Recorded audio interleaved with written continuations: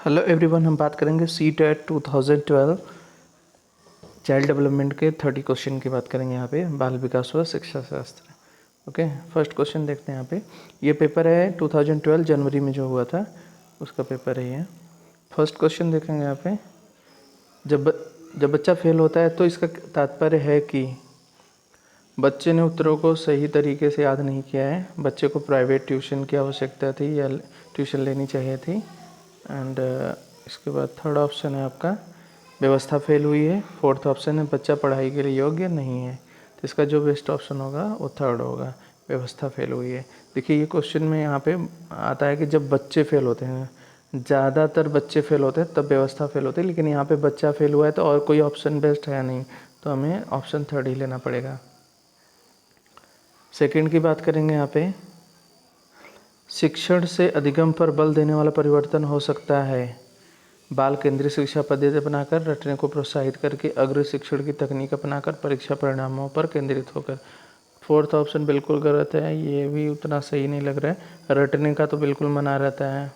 फिर उसका बाल केंद्रित शिक्षा, वैसे टीचिंग का जो मेथड होता है बच्चों के ऊपर ज़्यादा डिपेंड होता है, तो बाल केंद्रित शिक्षा पद्धति अपना करते, ये फर्स्ट ऑप्शन आपका सही हो जाएगा। थर्ड क्वेश्चन की बात करेंगे। यहाँ पे थर्ड क्वेश्चन में देखेंगे बीजों का अंकुरण संकल्पना के शिक्षण की सबसे प्रभावशाली पद्धति। पहला है विद्यार्थियों द्वारा पौधों के बीज बोना। अब देखो विद्यार्थी खुद ही काम कर रहा है और उसके अनुकरण की चरणों का अवलोकन करना और उसके बारे में खुद देख रेख कर रहा है, तो ऑब्वियसली ये सबसे बेहतर तरीका होता है किसी भी एक्टिविटी को करने का। तो देखिए यहाँ पे अदर ऑप्शन भी देख लेते हैं। फोर्थ दिया गया विस्तृत व्याख्या, उतना ज़्यादा नहीं सीख पाएंगे बच्चे। बीज की वृद्धि में चित्र बनाना सीखेंगे, लेकिन उतना बेहतर तरीके से नहीं सीख पाएंगे जितना कि खुद ही बीज को प्रैक्टिकली बीज को बोएंगे और उसके बारे में जानकारी प्राप्त करेंगे जब अंकुरण होगा उसमें। तो आपका फर्स्ट ऑप्शन सही हो जाएगा। यहाँ पे थर्ड का आपका फर्स्ट ऑप्शन सही है। फिर इसके बाद देखेंगे यहाँ पे समावेशी शिक्षा क्या है। कक्षा में विविधता का उत्सव मनाती है। समावेशी शिक्षा में ढेर सारी विविधताएँ होती हैं, तो वैसे आपका ये फर्स्ट ऑप्शन ही सही है। अदर ऑप्शन देखेंगे दाखिले संबंधी कठोर प्रक्रिया, इसमें कठोरता का कोई मतलब नहीं है। तथ्यों की शिक्षा से संबंधित है, ये भी गलत है। हाशिए पर स्थित वर्गों के शिक्षकों से सम्मिलित करने से नहीं, शिक्षकों यहाँ पे बच्चों के लिए बात होती है, तो समावेशी शिक्षा का फर्स्ट ऑप्शन सही है। कक्षा में विविधता का उत्सव मनाती है। फिफ्थ क्वेश्चन देखेंगे निम्नलिखित में से कौन सा वस्तुनिष्ठ प्रश्न है। तो ये तो पता होगा, ज़्यादातर लोगों को पता रहता है। सत्य और असत्य से रिलेटेड जितने भी क्वेश्चन होते हैं वो आपके वस्तुनिष्ठ प्रश्न होते हैं। ओके, सिक्स क्वेश्चन देखेंगे निम्नलिखित में से कौन सी प्रगतिशील शिक्षा की विशेषता है। प्रगतिशील शिक्षा की विशेषता केवल प्रस्तावित पाठ्यपुस्तकों पर आधारित अनुदेश, बिल्कुल गलत। परीक्षाओं में अच्छे अंक प्राप्त करने पर बल, नहीं, जरूरी नहीं कि बच्चे को बस नंबर आना चाहिए, चाहे वो कहीं से भी लाए। बार बार ली जाने वाली परीक्षाएं, ये उतना बेहतर ठीक है लेकिन उतना बेहतर नहीं है। समय सारणी और बैठने की व्यवस्था में लचीलापन, ये आपका फोर्थ ऑप्शन सबसे ज़्यादा बेहतर है।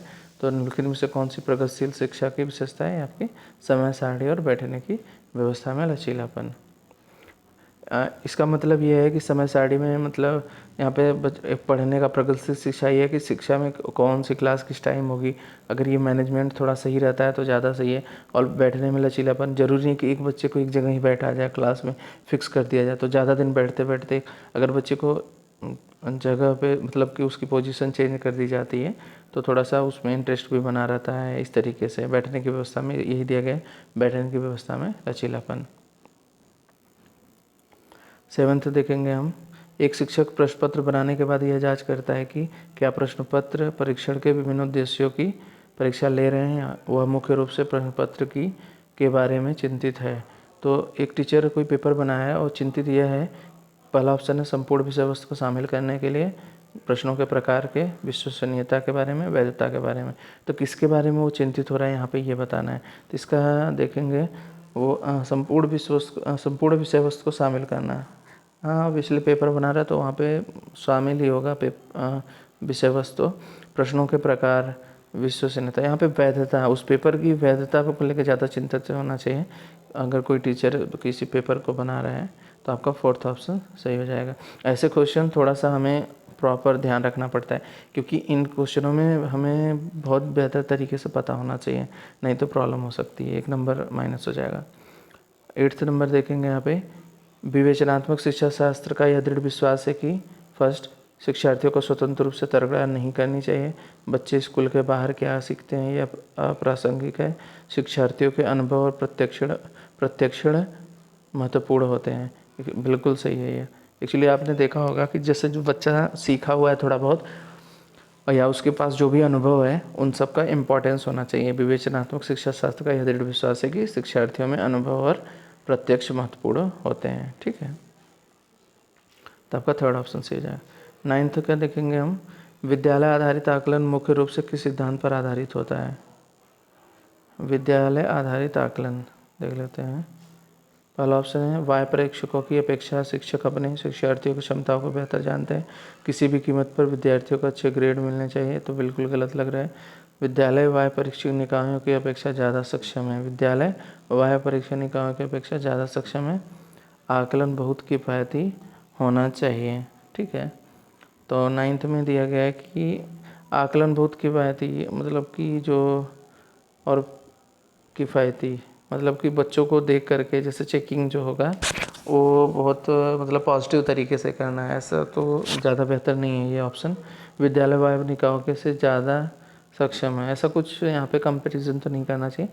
हमको लग रहा है फर्स्ट ऑप्शन ज़्यादा सही है, ये उसका क्या हो जाएगा फर्स्ट। वाह्य परीक्षकों की अपेक्षा शिक्षक अपने विद्यार्थियों की क्षमताओं को बेहतर जानते हैं, क्योंकि जो टीचर पढ़ाते हैं बच्चों को उन्हें तो ज़्यादा पता होगा ना कि बच्चा कैसा है, किस तरीके से क्या किया है। ठीक है, तो 9th का फर्स्ट ऑप्शन सही हो जाएगा। 10th के बारे में देखते हैं।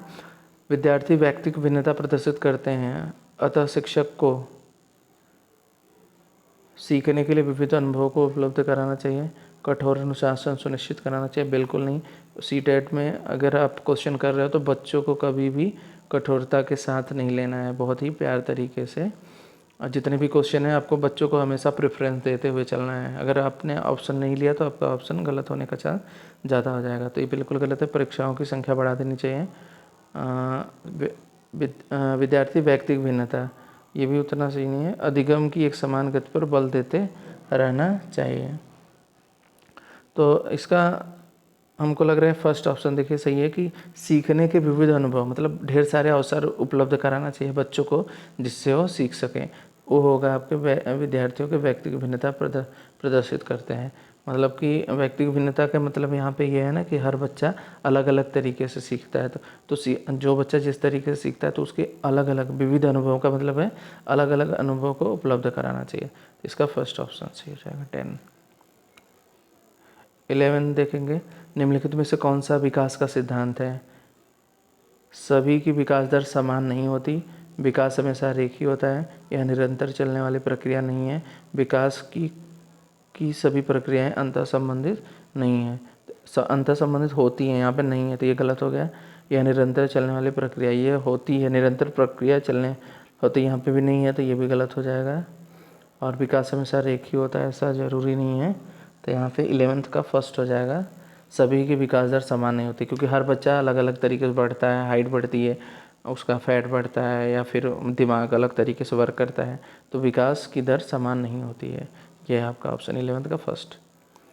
12 देखेंगे, मानव विकास को क्षेत्रों में विभाजित किया जाता है जो है। 12th का देखेंगे, ये क्वेश्चन ऐसा है 12th जिसको हमें ध्यान याद ही रखना है। अगर जिसको याद नहीं है, ये एक्चुअली क्या है, मानव विकास को क्षेत्रों में विभाजित किया जाता है, किस तरीके से विभाजित किया जाता है अगर ये प्रॉपर नहीं पता होगा तो फिर तो ये क्वेश्चन गलत ही हो जाएगा। तो ये इसका थर्ड ऑप्शन होता है, ये आप नोट कर सकते हो। मनोवैज्ञानिक, संज्ञात्मक, संवेगात्मक और शारीरिक, ये थर्ड ऑप्शन है। इसको ऐसे क्वेश्चन तो पता होने चाहिए, तो इसमें प्रॉब्लम हो जाती है बहुत। 13 क्वेश्चन देखेंगे, एक शिक्षिका पाठ्यवस्तु और फल सब्जियों के कुछ चित्रों का प्रयोग करती है और विद्यार्थियों में चर्चा करती है। विद्यार्थी इस जानकारी को अपने पूर्व ज्ञान से जोड़ते हैं और पोषण की संकल्पना को सीखते हैं। यह उपागम आधारित है, अधिगम के शास्त्रीय अनुबंध से, पुनर्बलम के सिद्धांत से, अधिगम के सक्रिय अनुबंध से, और फोर्थ है ज्ञान के निर्माण से। तो 13 की बात करेंगे यहाँ पे। एक शिक्षिका, एक बार क्वेश्चन प्रॉपर देखते हैं, बड़ा क्वेश्चन है। एक शिक्षिका पाठ्य पुस्तक और फल सब्जियों के कुछ चित्रों का प्रयोग करती है। मतलब एक टीचर हैं जो आपके बच्चों को पाठ्य वस्तु और फल सब्जियों के कुछ चित्रों के प्रयोग करती है और अपने विद्यार्थियों में चर्चा करती है उसके बारे में। जहाँ मतलब चर्चा मतलब एक तरीके से बातचीत करना। विद्यार्थी इस जानकारी को अपने पूर्व ज्ञान से जोड़ते हैं, मतलब जो बच्चे हैं वो अपने पहले वाले ज्ञान से जोड़ते हैं और पोषण की संकल्पना को सीखते हैं। पोषण मतलब किस तरीके से उनके शरीर पे इफ़ेक्ट करता है ये फल और सब्जियाँ। यह उपागम आधारित है। इसका ऑप्शन जो देखेंगे, अधिगम के शास्त्रीय अनुबंध, पुनर्बल के सिद्धांत, अधिगम के सक्रिय अनुबंध। इसका एक तरीके से यहाँ पे मैं अगर बात करूँ इस क्वेश्चन में, वैसे हम ले लेते हैं यहाँ पे ज्ञान का निर्माण ही हो रहा है बच्चों में वैसे, ठीक है। तो इसका 4th ऑप्शन सही लग रहा है मुझे, ठीक है। 13 का क्या हो जाएगा, 4th। 14 देखेंगे, एक बच्चे की दादी उसे अपनी माँ की गोद से लेती है तो बच्चा रोने लगता है, बच्चा के कारण रोता है। ये बोला जा रहा है क्वेश्चन में कि जब बच्चे की दादी उसकी माँ, जो बच्चों की माँ है, बच्चे की दादी जब उसकी माँ से अपने गोद में ले लेती है बच्चे को तो बच्चा रोने लगता है। तो 4 ऑप्शन दिए गए हैं, वो किस लिए रो रहा है। सामाजिक दुश्चिंता, ये तो बिल्कुल गलत है। संवेगात्मक दुश्चिंता, ये भी संवेगात्मक अभी बहुत छोटा बच्चा है। अजनबी दुश्चिंता, ये सही लग रहा है मुझे, क्योंकि वियोग दुश्चिंता, अजनबी के लिए बात किया जाए अगर यहाँ पे, वियोग दुश्चिंता, बच्चा मतलब माँ से अलग हो रहा है, तो ये मुझे लग रहा है 4th, आई थिंक 4th सबसे बेटर ऑप्शन है, वियोग दुश्चिंता। एक्चुअली सीटेट का क्या होता है, जितने भी ऑप्शन होते हैं, 1-2 ऑप्शन ऐसे होते हैं जो कि लगभग नियर अबाउट एकदम परफेक्ट मैच करते रहते हैं, मतलब कि हाँ ये भी हो सकता है, ये भी हो सकता है, तो हमें सबसे बेहतर ऑप्शन ढूंढना होता है। तो यहाँ पे अक्सर अगर आपको ज़्यादा सही क्वेश्चन करना है तो जो निगेटिव है पहले उसको ख़त्म कर दो, जो आपको पता है कि वो बिल्कुल नहीं हो सकते, तो आपके पास ऑप्शन जब कम बचते हैं तो उसमें सही होने का चांस क्या होता है, सही ज़्यादा हो जाता है। तो 14 का क्या हो जाएगा, 4th। 15 देखेंगे, शिक्षा के संदर्भ में सामाजिकरण से तात्पर्य है। शिक्षा के संदर्भ में सामाजिकरण क्या होता है, अपने सामाजिक मापदंड बनाना। यहाँ पे दोनों क्वेश्चन इंग्लिश का भी देखते चलेंगे, क्योंकि इंग्लिश का गायब हो जा रहा है, फिर प्रॉब्लम होगी। जो लोग इंग्लिश में जाना पसंद करते हैं किसी में भी देख सकते हैं, तो दोनों क्वेश्चन दिखने चाहिए। शिक्षा के संदर्भ में सामाजिकरण से तात्पर्य है अपने सामाजिक मापदंड बनाना। यहाँ पे दिया गया अपने सामाजिक मापदंड बनाना, समाज के बड़ों का सम्मान करना, सामाजिक वातावरण में अनुकूलन और समायोजन, सामाजिक मापदंडों का सदैव पालन करना। तो यहाँ पे 3rd ऑप्शन सही हो जाएगा। 3rd ऑप्शन क्या होगा, सही होगा इसका 3rd ऑप्शन, सामाजिक वातावरण में अनुकूलन और समायोजन। 16 की बात करेंगे यहाँ पे, 16 क्वेश्चन देखेंगे यहाँ पे। राज्य स्तर की एकल गायन प्रतियोगिता के लिए विद्यार्थियों को तैयार करते समय एक विद्यालय लड़कियों को वरीयता देता है, मतलब लड़कियों को ज़्यादा ले जाने के लिए बोला जा रहा है। तो यहाँ पे जब किसी भी बच्चे को या तो बॉयज़ या गर्ल्स की बात होती है, वहाँ पे लैंगिक पूर्वाग्रह की बात होती है, मतलब कि लड़कियों को ज़्यादातर वरीयता दी जा रही है, तो ये होता है लैंगिक पूर्वाग्रह। फिर इसके बाद 17 देखेंगे, ये तो बहुत ही प्यारा क्वेश्चन है, ये तो हर बार मतलब देखा है मैंने, कई बार रिपीट हुआ है। वयस्क बच्चों को सीखने के निम्नलिखित में से किस कारण की संपूर्ण भूमिका पर बल देते हैं, ये तो पता ही होगा, ज़्यादातर सबको पता होता है, सामाजिक। वयस्क जो होते हैं सामाजिक के बारे में ही बात किया उन्होंने। तो बच्चों के सीखने में जो उनका महत्वपूर्ण बोलते हैं कि वो सामाजिक स्तर से बच्चे ज़्यादा बेहतर तरीके से सीखते हैं। एक शिक्षिका अपने शिक्षार्थियों को विभिन्न अधिगम शैलियों को संतुष्ट करने के लिए वैविध्यपूर्ण कार्यों का उपयोग करती है, वह से प्रभावित है। मतलब यहाँ पे क्वेश्चन में ये दिया गया है कि एक शिक्षिका है अपने विद्यार्थियों को विभिन्न अधिगम शैली, मतलब अलग अलग अधिगम शैली सिखाने का अलग अलग तरीके को बताते हुए संतुष्ट करने के लिए वैविध्य कार्यों का उपयोग करती है, अलग अलग कार्य करके दिखाती है उन्हें या करती है। तो इसमें पूछा गया है कि कौन सा ऑप्शन सही है, मतलब किन साइंटिस्ट ने ऐसा कुछ किया था। तो यहाँ पे कोहलबर्ग के नैतिक विकास के सिद्धांत, ये तो बिल्कुल गलत है। गार्डनर के बहुबुद्धि सिद्धांत, यह ऑप्शन सही है इसका, 18 का 2nd ऑप्शन हो जाएगा, ठीक है। 19 देखेंगे, एक शिक्षक अपने आप से कभी भी प्रश्नों के उत्तर नहीं देती, वो अपने विद्यार्थियों को उत्तर देने के लिए समूह चर्चाएं और सहयोगात्मक अधिगम अपनाने के लिए प्रोत्साहित करती है। एक शिक्षिका है, यहाँ पे क्वेश्चन को प्रॉपर देखेंगे, जो थोड़ा लेंदी क्वेश्चन है उन्हें ध्यान से पढ़ना चाहिए। एक शिक्षिका अपने आप से कभी भी प्रश्नों के उत्तर नहीं देती, वो अपने विद्यार्थियों को उत्तर देने के लिए समूह चर्चाएं और सहयोगात्मक एक दूसरे की हेल्प लेना अधिगम अपनाने के लिए प्रोत्साहित करती है। यह उपागम के सिद्धांत पर आधारित है। अनुदेशात्मक सामग्री के उचित संगठन, अच्छा उदाहरण प्रस्तुत करना और भूमिका प्रतिरूप बनना, सीखने की तत्परता, सक्रिय भागीदारता। तो यहाँ पे टीचर का क्या है रोल? टीचर आंसर नहीं बता रही, बच्चों को चर्चा कर रही है उसके बारे में, और ये बोल रही है कि आपस में मिलजुल करके आप आंसर ढूंढ सकते हो। सहयोगात्मक अधिगम अपनाने के लिए प्रोत्साहित करती है। तो उसकी क्या है? सक्रिय भागीदारिता। यहाँ पे ऑप्शन 4 सही हो जाएगा। निम्नलिखित में से कौन सा शिक्षक को संबंधित अधिगम को प्रभावित करने वाला कारक है? यहाँ पे क्वेश्चन है आपका, निम्नलिखित में से कौन सा शिक्षक के संबंधित अधिगम को प्रभावित करने वाला कारक है? बैठने की उचित व्यवस्था, शिक्षण अधिगम संस्थाओं की उपलब्धता, विषय वस्तु या अधिगम अनुभव की प्रकृति, विषय वस्तु में प्रवीणता। क्वेश्चन में दिया गया है कि जो शिक्षक है, निम्नलिखित में से शिक्षक से संबंधित, ये ध्यान रखना, शिक्षक के बारे में बात हो रही है। शिक्षक से संबंधित अधिगम को प्रभावित करने वाला, जो हम बच्चे सीखते हैं उसको क्या चीज़ प्रभावित करता है? प्रभावित करने का मतलब बच्चे की उचित व्यवस्था एंड शिक्षण अधिगम संस्थानों की उपलब्धता, विषय वस्तु या अधिगम अनुभव की प्रकृति, विषय वस्तु में प्रवृत्ता। तो ये आपका 4th ऑप्शन सही होगा। इसमें एक्चुअली टीचर जिस विषय का होगा उसे बेहतर तरीके से पता होगा, तो अधिगम क्या होगा? प्रभावी रूप से ज़्यादा एक्टिव होगा। ठीक है, यह क्वेश्चन है, ये भी तो ज़्यादातर बच्चों को पता, मतलब यहाँ पे अगर इस क्वेश्चन की बात करें तो इसमें जो कोहलबर्ग थे उन्होंने बच्चों के बारे में क्या बोला था, इसके बारे में ज़्यादातर लोगों को पता ही रहता है, लेकिन देख लेंगे यहाँ पे। कोहलबर्ग के अनुसार शिक्षक बच्चों में नैतिक मूल्यों का विकास कर सकता है। तो ये 3rd ऑप्शन, नैतिक मूल्यों की बात होती है यहाँ पर, नैतिक मुद्दों की। ज़्यादातर जो कोहलबर्ग ने बात की है नैतिक मुद्दों पर आधारित चर्चाओं में उन्हें शामिल करके। तो जो कोहलबर्ग ने जिसे अलग, जो यहाँ पे कोहलबर्ग ने जिसके बारे में ज़्यादा बोला है और नैतिक मुद्दों के बारे में ही बोला है, तो ये भी ध्यान रखने की बात है। 22 की बात करेंगे यहाँ पे। छोटे शिक्षार्थियों को कक्ष में समवयस्कों के साथ अंतःक्रिया करने के लिए प्रोत्साहित करना चाहिए, जिससे वे एक दूसरे के प्रश्नों के उत्तर सीख सके, पाठ्यक्रम को बहुत जल्दी पूरा किया जा सके, वे पढ़ने के दौरान सामाजिक कौशल सीख सकें। ये आपका 3rd ऑप्शन सही है। पढ़ने के दौरान सामाजिक कौशल सीख सकें। छोटे शिक्षार्थियों को कक्ष में समवयस्कों के साथ अंतःक्रिया करके प्रोत्साहित करना चाहिए। तो इसमें क्या होता है, वे पढ़ते तो हैं प्लस उसमें सामाजिक कौशल भी सीख सकें, तो इसका 3rd ऑप्शन से हो जाएगा। 23 की बात करेंगे यहाँ पे। 23 में है, जब एक निरयोग्य बच्चा पहली बार विद्यालय आता है, मतलब कि प्रॉपर एक तरीके से जब एक निरयोग्य बच्चा है तो शिक्षक को क्या करना चाहिए? बच्चे की नियोग्यता के अनुसार उसे विशेष विद्यालय में भेजने का प्रस्ताव देना चाहिए, उसे अन्य विद्यार्थियों से अलग करना चाहिए, सहकारी योजना विकसित करने के लिए बच्चे के माता पिता के साथ चर्चा करनी चाहिए, प्रवेश परीक्षा लेनी चाहिए।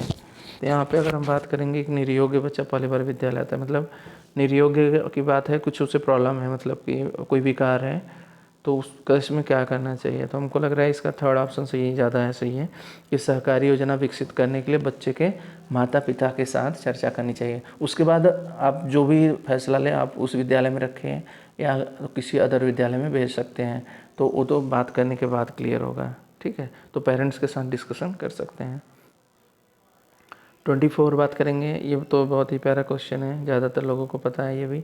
पियाजे के संज्ञात्मक विकास के चरणों के अनुसार इंद्रिय गामक संवेदी प्रेरक अवस्था किसके नाम से संबंधित? संवेदी प्रेरक ये ऐसा अवस्था वाली एज होती है संवेदी प्रेरक, इसमें क्या होता है? अनुकरण मतलब और स्मृति और मानसिक निरूपण। ये 1st ऑप्शन सही है इसका।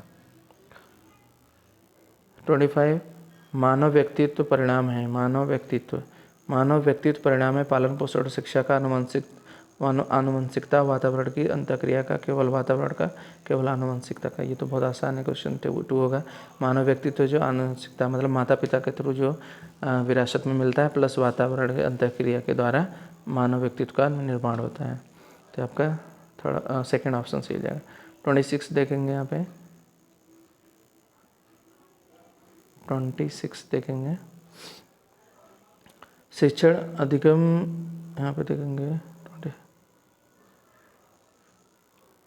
शिक्षण अधिगम प्रक्रिया में व्यक्तिगत रूप से ध्यान देना महत्वपूर्ण है क्योंकि शिक्षण अधिगम प्रक्रिया में व्यक्तिगत रूप से ध्यान देना महत्वपूर्ण है क्योंकि शिक्षार्थी हमेशा समूहों में ही बेहतर सीखते हैं। शिक्षक प्रशिक्षण कार्यक्रमों में ऐसा ही बनाया गया है। इससे प्रत्येक शिक्षार्थी को अनुशासित करने के लिए शिक्षक को बेहतर अवसर मिलते हैं और बच्चों की विकास दर भिन्न होती है और वे भिन्न भिन्न तरीके से सीखते हैं। तो यहाँ पे क्वेश्चन में फिर से पढ़ दे रहा हूँ क्योंकि ऑप्शन ज़्यादा बड़े हैं। शिक्षण अधिगम प्रक्रिया में व्यक्तिगत रूप से, मैं बता दे रहा हूँ यहाँ पे व्यक्तिगत रूप से मतलब हर एक बच्चे की बात हो रही है। शिक्षण अधिगम प्रक्रिया में व्यक्तिगत रूप से ध्यान देना महत्वपूर्ण क्यों है? क्योंकि हर बच्चे की विकास दर भिन्न होती है, हर बच्चा अलग अलग तरीके से सीखता है। इसका ऑप्शन का क्या होगा? 4 होगा। बच्चों की विकास दर भिन्न भिन्न होती है, वे भिन्न भिन्न तरीक़ों से सीख सकते हैं। तो इसलिए हमें आपका 4th ऑप्शन लगाना पड़ेगा। 27 देखेंगे, निम्नलिखित में से कौन सी समस्या समाधान की वैज्ञानिक पद्धति का पहला चरण है? समस्या समाधान, प्राकलन का परीक्षण करना, समस्या के प्रति जागरूकता, प्रासंगिक जानकारी को एकत्र करना, प्राकल्पना का निर्माण करना। तो यहाँ पे देखिए निम्नलिखित में से कौन सी समस्या समाधान, एक्चुअली क्या था वैज्ञानिक पद्धति का पहला चरण होगा समस्या के प्रति जागरूकता। सबसे पहले तो समस्या है क्या उसके बारे में जानो, फिर उसके बाद ही तो समस्या के निवारण के लिए कुछ किया जाएगा। तो इसका ऑप्शन सेकेंड हो जाएगा। 28 की बात करेंगे, निम्नलिखित में से कौन सा सीखने का क्षेत्र है? अनुभविक, भावात्मक, आध्यात्मिक, व्यावसायिक, ये 4 ऑप्शन दिए गए हैं। 28 में यहाँ पे ऐसे क्वेश्चन फिर प्रॉब्लम करते हैं। यहाँ पे ऐसे क्वेश्चनों में थोड़ा सा ऑप्शन ढूंढना मुश्किल होता है, तो यहाँ पे हमें थोड़ा ध्यान रखना पड़ेगा। 29 देखेंगे, जब बच्चा कार्य करते हुए उबने लगता है तो यह इस बात का संकेत है कि संभवतः कार्य आंतरिक रूप से बार बार हो रहा है। बच्चा बुद्धिमान नहीं है, बच्चे में सीखने की योग्यता नहीं है, बच्चे को अनुशासित करने की ज़रूरत है। जब बच्चा कार्य करते हुए उबने लगता है तो वह इस बात का संकेत करता है कि संभवतः कार्य बार बार, ये आपका फर्स्ट ऑप्शन सही हो जाएगा, संभवतः कार्य यांत्रिक रूप से बार बार हो रहा है। ठीक है। 30 देखेंगे, प्रायः शिक्षार्थियों की त्रुटियां की ओर संकेत करती हैं। वे यहाँ पे दिया गया कि प्रायः शिक्षार्थियों की त्रुटियां, जो बच्चे गलतियां करते हैं वो किसी और संकेत करता है। तो ये संकेत करता है कि वे कैसे सीखते हैं। इसका फर्स्ट ऑप्शन हो जाएगा। गलतियां भी एक सीख देती हैं, इसका ऑप्शन फर्स्ट हो जाएगा। ठीक है। तो